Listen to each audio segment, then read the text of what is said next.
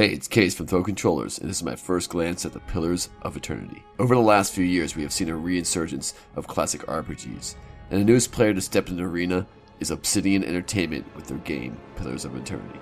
Obsidian is a large history building fantasy RPGs, which never really took hold of me in the past. So when Obsidian first started the Kickstarter for Pillars of Eternity, I couldn't care less. It wasn't because I hated them, it was just that I really didn't care. But I did wait to see what they'd bring to the table. Last week, we finally got our hands on the final version of Pillars of Eternity, and I have to say that it has engaged me a lot better than I thought it would. Just like Divinity Original Sins from last year, Pillar brings back the not-so-classic RPG style. Your view is from an isometric camera, you control a group of would-be Avengers through clicking, and some more clicking. Now don't get me wrong, I'm not knocking this interface to control everything with clicks. Just saying, can someone try to get out of this standard, old-style, click-everywhere gameplay for RPGs? Anyhow, Pillar also brings back real-time strategy from the classic era.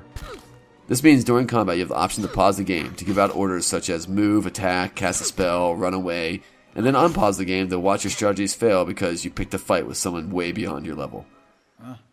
The one thing that Pillar really got right was the feel of old-school D&D adventuring.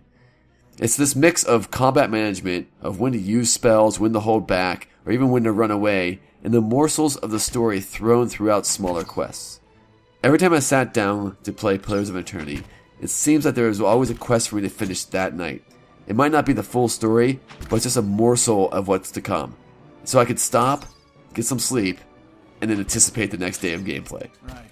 Obsidian's also brought some new and interesting ideas to the table that I haven't really seen in many RPGs. The first big one is hiring your party members. Really early in the game, you'll find that you're really underpowered for most of the quests you face, and you'll start failing them left and right. Even after finding the first NPC character that turns into a party member, you're still hard-pressed in most combat situations. But fear not, just head down the inn and hire some more party members. At first, I really did not like this idea. I thought it would take me out of the game. But after hiring a few more members to my party, I really liked it. It let me build them to my needs, and I really liked this idea. Not only did it allow me to customize my party members so that they all work together well, I also did not get stuck with the predefined personalities an NPC player would bring to the party. It made me care just that much more for each character in my party. The other little trick that they added was this concept of stashing. It was really a simple idea of allowing me to stash stuff when I'm looting instead of having to figure out how my characters can carry all the right equipment back to be sold. No longer do I find myself wasting time trying to figure out if armor A was better than armor B just so I can get that extra 10 gold later in the day. The only negative I want to point out about Pillars of Eternity is the graphics. They aren't bad, but they don't stand up with the recent RPG titles that have been coming out, like Divinity Original Sin. They don't make the game unplayable, and at times there will be some beautiful moments, but they really didn't push themselves with the graphics. And then there's this one weird shortcut they did when you're interacting with the world. Sometimes you might click on a vine to climb up a wall, and instead of doing some graphical representation of you attempting to climb this wall, it switches to this text choose your own adventure type cutscene where you read some words, make some choices, and depending on how you choose, you succeed or fail. It's really jarring when it takes you out of the gameplay that you're in. There's also some other choices you can make during the game. It seems that some conversations, depending on choices you make, will have some effect in the game, but I haven't really seen them have long-term consequences, mostly just how that current NPC is interacting with me. And there's also some in-game choices that will change the game as you play. For example, very early in the game, you have to choose between pushing forward or resting. If you push forward, one of your party members will die. If you rest, the other party member will just leave you behind because they think it's best to push on. But they'll also die. In the end, this choice doesn't really affect you that greatly because you end up being alone later and you have to start a new party anyhow. But it really got me excited to see what other choices I might have to make in the future.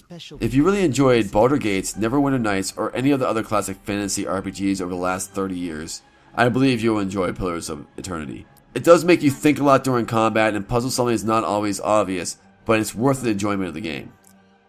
You won't find yourself rushing into combat and just easily winning the day. And this is a great change of pace compared to most games coming out. Yes, there might be a lot of things I wanted to change in the game, but most of the things I want to change don't kill the game for me.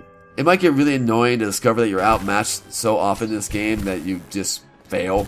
But don't worry, you'll come back and wipe the walls with them next time.